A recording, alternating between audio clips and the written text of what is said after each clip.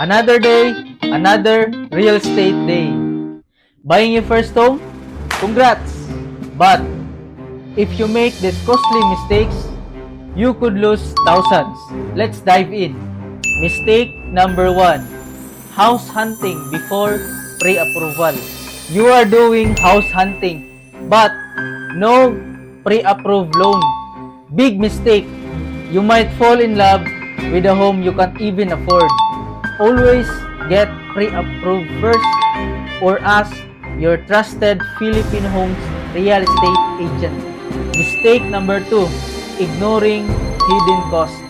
Think it's just down payment? Think again.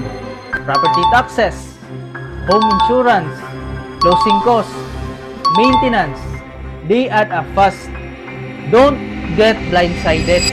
Mistake number 3, skipping the home inspection.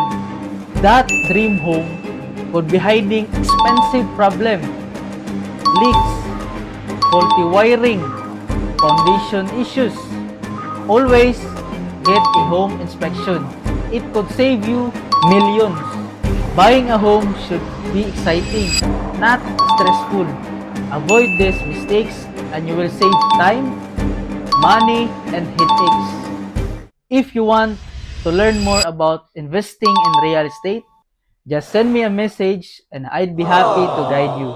Thank you for watching. God bless everyone.